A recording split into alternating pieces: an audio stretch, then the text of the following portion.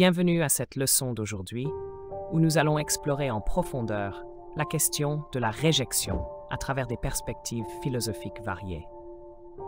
Nous allons examiner cette expérience humaine à la lumière des pensées de Diogène, Schopenhauer, les stoïciens et les taoïstes, tout en nous demandant pourquoi la réjection nous affecte-t-elle tant et comment pourrait-on apprendre à l'accepter, voire à la transcender. Tout d'abord, partons de l'exemple classique du philosophe cynique, Diogène de Sinope, qui vivait dans l'absolue pauvreté, dormant dans les rues et mendiant sa nourriture. Un jour, alors qu'il mendiait devant une statue, quelqu'un lui demanda pourquoi il mendiait ainsi. Diogène répondit « Je m'entraîne à être refusé ». Cette anecdote révèle une sagesse profonde. Pour le mendiant, se voir refuser de la nourriture fait partie de son quotidien. Plutôt que de fuir cette réalité, Diogène cherchait à s'y adapter. En devenant indifférent au refus, il libérait son esprit de la douleur du rejet.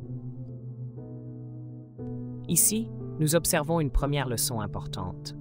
Le rejet n'est pas seulement une expérience douloureuse, mais aussi une condition inévitable pour ceux qui doivent demander de l'aide. Loin de s'enfermer dans la peur de ce refus, Diogène choisit de s'y confronter directement. Cette même peur du rejet touche encore aujourd'hui beaucoup d'entre nous. Nous redoutons le refus, car nous l'associons à une atteinte à notre valeur personnelle. Cette peur nous pousse souvent à éviter certaines situations. Ne pas postuler à un emploi par crainte de ne pas être à la hauteur. Ne pas oser avouer ses sentiments à une personne de peur d'être éconduit. Ou encore hésiter à proposer une sortie à un ami de peur qu'il ne refuse. Mais finalement, que redoutons-nous vraiment lorsque nous avons peur d'être rejetés? Est-ce la désapprobation d'autrui qui nous perturbe? Ou est-ce une peur plus profonde, celle de nous sentir inadéquats, inférieurs? Nous aspirons souvent à appartenir à un groupe, à être acceptés par nos pairs, et nous nous adaptons à cette quête dès notre plus jeune âge. L'envie d'intégration commence dans la cour de récréation, où les enfants décident qui peut participer au jeu. Puis, elle continue à l'âge adulte, où d'autres personnes évaluent si nous sommes qualifiés pour certains emplois, ou même si nous sommes dignes d'une relation amoureuse. Ainsi, vouloir quelque chose qui dépend de l'approbation des autres signifie inévitablement faire face au rejet. Et ce rejet, parfois, semble juste. Par exemple, si une personne en fauteuil roulant postule pour un poste de footballeur professionnel, il est raisonnable de s'attendre à ce qu'elle soit refusée. Cependant, il arrive aussi que le rejet soit basé sur des critères totalement arbitraires, voire superficiels. On peut être écarté à cause de son apparence, de son style vestimentaire ou même de ses traits physiques, et non en fonction de ses compétences ou de sa personnalité. Cela nous amène à un autre point fondamental, souligné par le philosophe Arthur Schopenhauer. Il nous avertit du danger de prendre trop au sérieux les jugements d'autrui. Selon lui, accorder une trop grande importance aux opinions des autres, souvent futiles ou erronées, revient à leur donner un pouvoir démesuré sur nous. Je cite, « Ce qui se passe dans la conscience des autres nous est, en tant que tel, indifférent. Et avec le temps, nous devenons réellement indifférents à cela, quand nous voyons à quel point les pensées des gens sont superficielles, leurs idées étroites, leurs sentiments médiocres et leurs opinions perverses. » Fin de citation. Schopenhauer nous incite donc à relativiser l'impact des jugements que les autres portent sur nous. Rejetés par autrui? Peut-être, mais la superficialité de leurs critères ne mérite pas que nous en souffrions.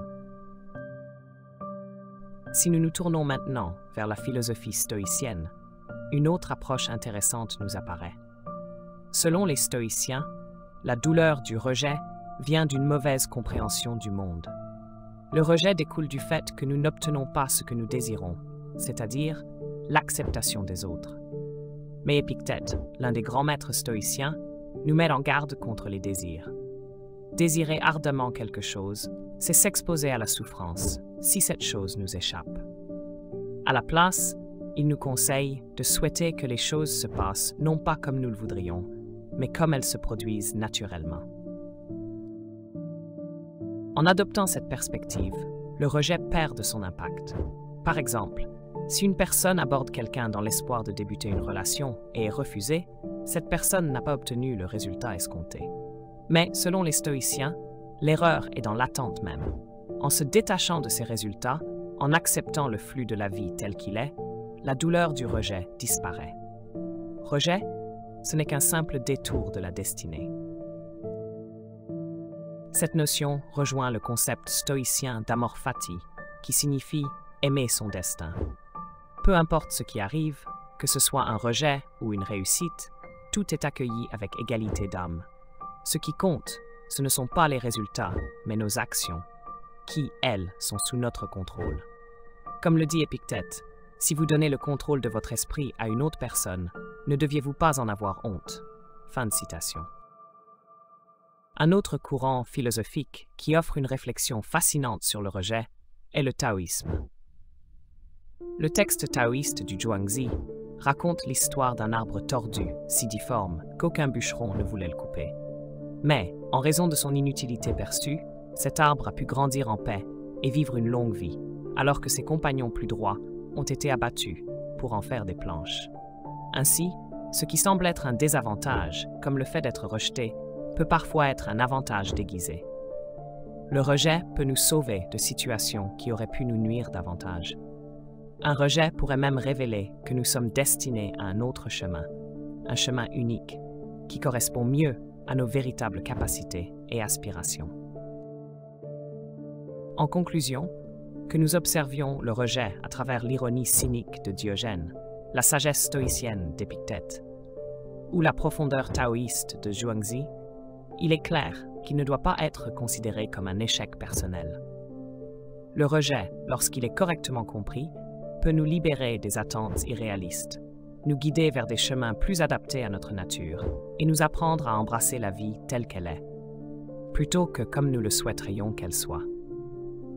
Merci d'avoir suivi cette leçon et à très bientôt.